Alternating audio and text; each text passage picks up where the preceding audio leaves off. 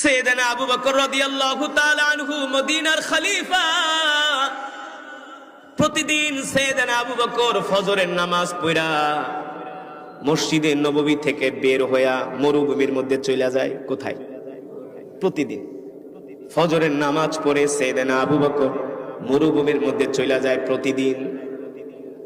সাইয়েদনা আবু বকর, সাইয়েদনা উসমান, সাইয়েদনা ওমর ইবনুল খাত্তাব, সাইয়েদনা উসমান ইবনে আফফান আরো অনেক সাহাবীরা এই বিষয়টা খেয়াল করে যে আবু বকর প্রতিদিন ফজরের নামাজ পড়া কারো সাথে কোনো কথা বলে না, দৌড়ায় মরুভূমির দিকে চলে যায়।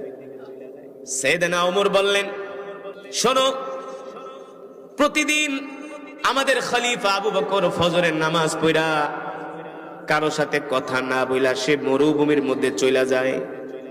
সে কোথায় যায়, কি কারণে যায়, এটা আমাদেরকে একটু জাস্টিফাই করতে হবে। সাইয়েদনা ওমর বলে, একদিন আমি হযরত আবু বকর ফজরের নামাজ পড়ে মসজিদে নববী থেকে বের হইয়া মরুভূমির দিকে যাচ্ছে, আমিও সাইয়েদনা আবু বকরের পিছনে পিছনে যাইতেছি। সুবহানাল্লাহ বলেন। আমিও সাইয়েদনা আবু বকরের পিছনে পিছনে যাচ্ছি। দেখলাম সাইয়েদনা আবু বকর মরুভূমির মধ্যে একটা ভাঙ্গা একটা ঘর, একটা কুঠুরি, ওই ঘরের মধ্যে সাইয়েদনা আবু বকর ঢুকে পড়েছে। ওই ঘরের মধ্যে সাইয়েদনা আবু বকর ঢুকে পড়েছে।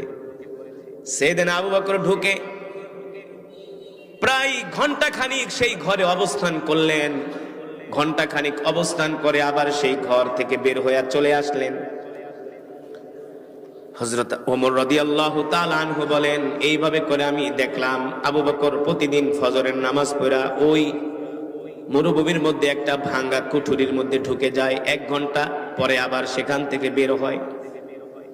প্রতিদিনই অবস্থা দেখার পরে সাইয়েদনা ওমর বলেন, আমি একদিন সাইয়েদনা আবু বকরের পিছনে পিছনে যাচ্ছি, আমি ওই ঘরের পাশে যায়া একটা জায়গায় আমি নিজেকে লুকিয়ে রাখলাম, আড়াল করে রাখলাম। সাইয়েদনা আবু বকর 1 ঘন্টা ওই ঘরের মধ্যে অবস্থান করে যখন তিনি ঘর থেকে বের হয়ে গেলেন, তখন আমি ওই ঘরের মধ্যে প্রবেশ করলাম।